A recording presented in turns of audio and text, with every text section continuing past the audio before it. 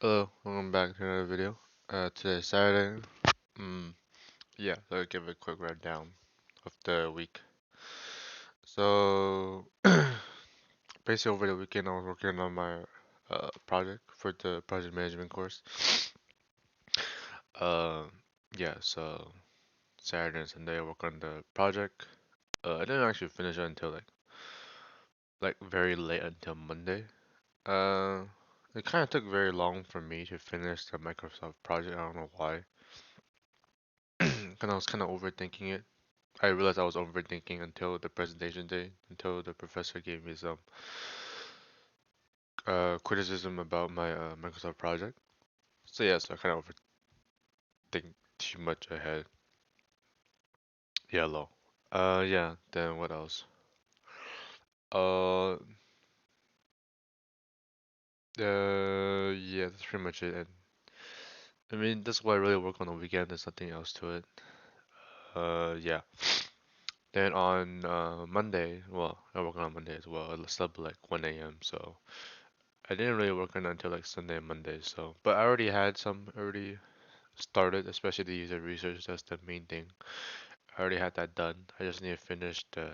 I didn't have a summary like for the from the user research, so I need to work on that.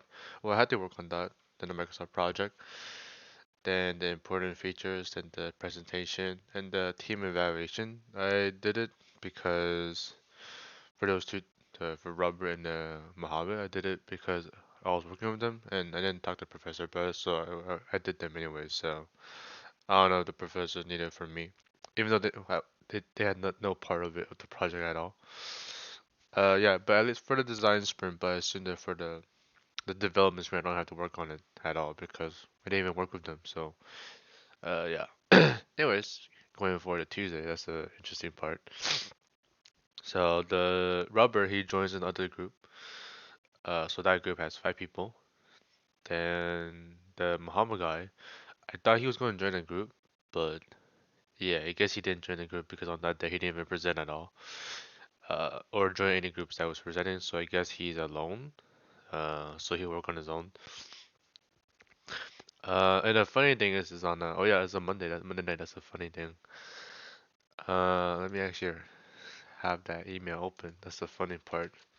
So he complained about me about the project to the professor, which is fine. He has his rights to complain. So I messaged him. I messaged the professor on the 28th. Then professor let me know on the 29th that to CC the teammates. I didn't do that because I want to get the confirmation. Then I CC them shortly after I received the email. I CC them, the members. Yeah. Then professor responded quickly as well. So the those two members they just had to talk to the professor, like let them know. I mean, let her know what they're gonna do. Yeah, so I assumed they already messaged them already. That's what I thought until like Muhammad on Monday night, like 9 p.m. Yeah, until Monday night. Yeah. So basically, the professor said, "Oh, for my request, they cannot join my team. They have to form their own team or join others. And if they fail to join, they'll lose 30% of the team project. So they gotta let the professor know ASAP."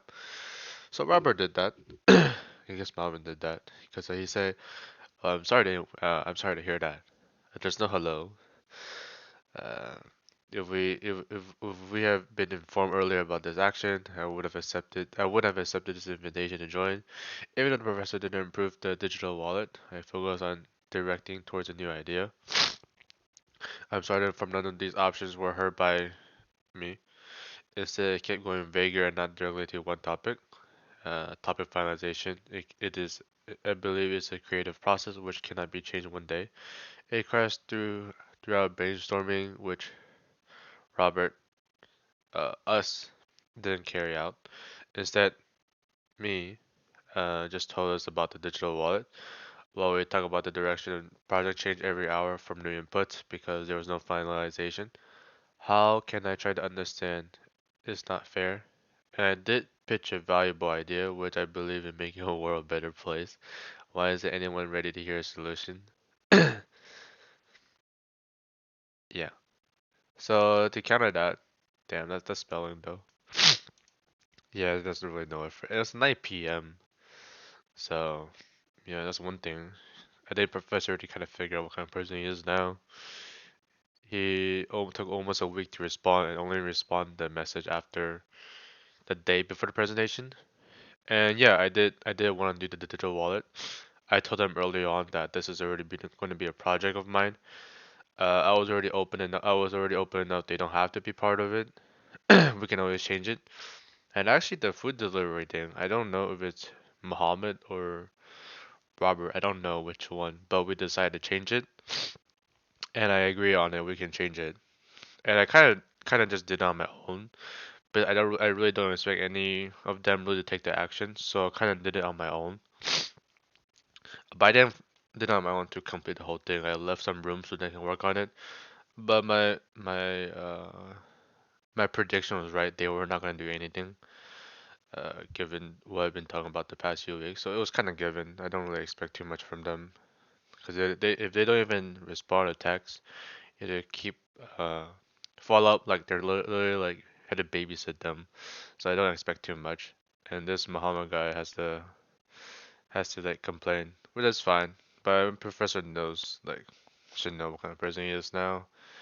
And yeah, maybe I did seem unfair. Maybe I don't want. Maybe I could be wrong as well. But I told him this visual is gonna be regardless. I'm gonna work on it like on the side. This project doesn't have to be part of it, but it could be part of it. I already have some work. I already have some base information done, so that we can integrate into that. If not, if we don't want to do that, we can just move on. Yeah, they want to do digital wallet because I already have the information. But the Robert guy, he actually never said anything about it. He was just kind of okay. He was kind of confused because I do understand he was confused. So I gave him like example like Alipay, uh, Grab, and RuPay, like things like that. Muhammad actually knows what I'm talking about. So, but then after the first presentation, we got the message from the professors that our scope is too big. So that's when we decided to change the the project. So from digital wallet, like digital, just all in one platform, the digital wallet, ride share, blah blah blah blah blah. Yeah, I guess it's too big of a the scope. So we just stick to food delivery. And yeah, but he still doesn't get it. Actually, Robert actually got what I was talking about. It's food delivery platform for comparison, like Uber and DoorDash, just something simple like that. He still doesn't get it, and I was talking about the person that he doesn't get it. To spend time doing visualization for him to get it. Yeah, but thankfully I'm not. I don't deal with that crap anymore. So, yeah, and yeah, it's just really funny that he messaged the professor on like Monday night before the presentation. Yeah. Anyways, moving for the presentation, it went by the group order. So I was team two. The original was team two. So I went on the second group. Uh, the first group don't think. I think they were just okay, but the Microsoft project section it was no good. They just missed some stuff. That's what I remember Professor saying. Because we're supposed to actually a lot of people in the what's it called in the presentation they forgot to do for the Microsoft project the resource. You have to assume that you're being paid. So a lot of people miss that. Other than that, a lot of people also miss like the resources that is being used, even though there was not that many.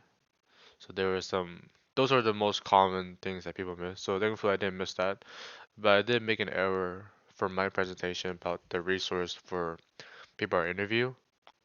I thought that was a resource, but I guess not because I didn't actually pay somebody. They didn't get paid to do for the interview, so I was wrong about that. But everything else, my Microsoft project, which is okay.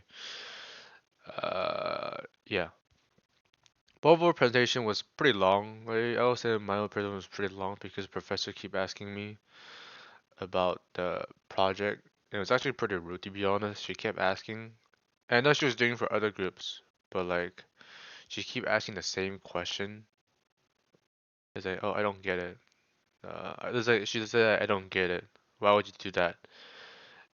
And what's the point? It's like, let me just finish the presentation first, then I can answer your question. Actually, there's one slide that actually this is actually a new slide that wasn't part of the idea. It was actually throughout the user research. So like you go to Uber Eats, let's say some mom and pop, some small restaurant. They don't have like their own online ordering system, but they partner with Uber and DoorDash, right? So let's say Uber. In Uber Eats you have like pickup, pickup and delivery, right? So one of the user research I talked to is basically about why not integrate the. 'Cause a lot of people already use. Oh, be the people the user research I had done. They say they use it for mostly for pickup order because it's cheaper from doing the online order system because sometimes Uber gives like coupons, not all the time, but yeah. Why not use the pickup order? Like if they already have that kind of system, why not integrate into to the dining experience basically?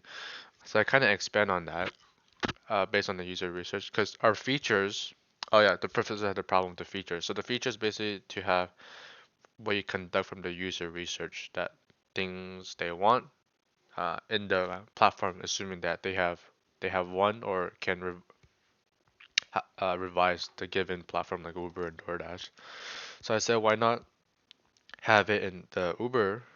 Uh, if you have to pick up, then why not change the ordering process as a whole? Like you can solve the problem like that. The dining experience when you're ordering. Like you gotta first wait to get seated. That's one. Then you have to wait for the waiter to bring out the menu. Then he'll sometimes come back, say, "Is everything okay? Do you need something else or blah blah blah, something like that." Then the fourth, maybe three times, but three times, okay, let's just do it three times. They come and take your order. So you got three interactions. Why not? You can actually eliminate it. Uh, well, you can eliminate one of them. For the ordering process, like because the Uber already have, well, I assume most restaurants already have this. They put all their items, they put their all the restaurants items already on the Uber. Why not do the ordering system? Maybe don't do the ordering system, but like the payment part, but do the ordering for I want this dish, I want number three, I want number eight, something like that. Why not just integrate that? So basically, I mean, it sounds pretty simple, but I guess my professor doesn't get it. But most of the students got it after I repeated twice, because the professor asked twice. And I think there was three students, three of my classmates was trying to explain to her, and she doesn't still doesn't get it. And she says why, and she looks pretty frustrated with the idea. Like, yeah, yeah. So the presentation was, I mean, the point of the feature was based on the user's uh needs. So I just did that. So she still doesn't get what I was trying to mean, but it was relatively simple. You have a pickup order, right? Bring that pickup. Just basically, you want to change the ordering process into something that's physical. You want to change it digital. I mean, it's just as simple as that. But she doesn't get it. And yeah, after the presentation, she's like, yeah. But like kind of like gave up. Like I don't know. After that, I even asked her about I even want to talk to her about something else because she's like a mobile app professor. She teach mobile app, so I was asking like, hey professor, so I remember you talking about the digital wall like a few weeks ago because she said the scope was too big. So I was asking, and she was talking about regulation and stuff. So I was like, do you happen to know or any resource that you can direct me to like about app regulation or anything that I can look into because it's not that easy to look into. I mean, a lot of them I see is not like unknown websites, so I kind of say it like that. I mean, not not that I know, but I assume that she's a professor, she would know some that she can guide me like a like this website or something. but she just say, "Oh, I don't have the time for that," and yeah, it will just not work. Mm. Yeah, this kind of professor I have. It's kind of yeah, this kind of garbage professor. Yeah, yeah, having a right professor is pretty important, but this kind of professor is something you don't want. Then I looked at her LinkedIn the other day. Yeah, she's been in the school for over 20 years, so I guess that's why. And I guess it's probably just because of the I don't know about all like schools, but definitely some schools you have this kind of professors. They just do it for like the pension. Yeah, because the like pensions for schools is a very beautiful package, so they just do that. They don't really do it like it's very hard to find a professor that would eagerly to help students and so on. I wasn't expecting help. Yeah, I was just expecting like guidance, like what source to look at. I mean that's that, but you don't have to say like, oh, I don't have time for that. And it will not work. You can't. I mean, if I was a person, I wouldn't say that. I would just say, maybe give me some time. I will, uh, give me some time. I can like find if I know a reason I can like, or I know something I can direct you to somebody or something like that. Maybe that would be better. But the way they should it wasn't good. And I kind of expected her response like that because like during in class, when I asked her a question about the in class activity, she always seems so frustrated when somebody asks her a question, and not just me, like anybody asks her a question. Like, a lot of people just assume that they she hates the students. Like a lot of students, I don't talk to these students, but I heard it in class when she's like not in class, she go get something like class gossip, I guess.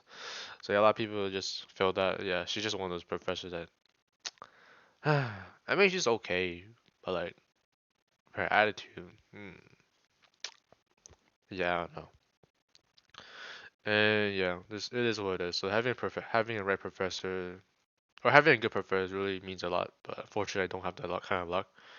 But I do have this one good professor though. That was my networking professor. He was really good. But he's a chairman, so he doesn't teach anymore. So it kind of sucks. But yeah, he was a really good professor. The other one, the Thursday, so security course. So what do we talk about? There was a group presentation. Then we kind of go over about the prepping for the midterm for next week. So the professor originally assigned us from chapter 1 to chapter 5. 1 to 5, then 7 and 8. But we decided to skip number 8. Yeah, because we didn't even learn that. The professor thought that we learned that, but we didn't at all. So, yeah.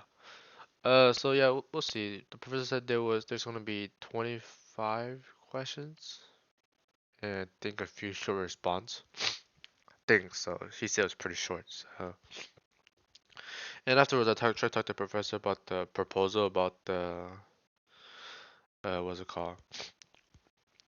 The project. So basically, we just need a consulting group. We need to be a Let me check one more time. We need to be a consulting group. About project. Let me just confirm again.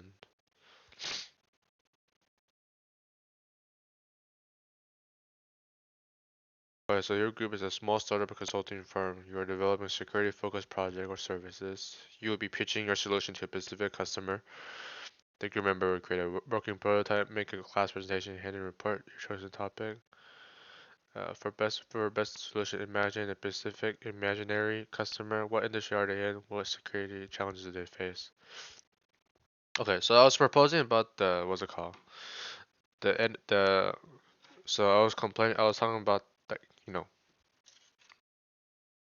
alright, let's assume this is a credit card, even though that's not a credit card. There's a Yo card from Taiwan, lol, or China. Yeah.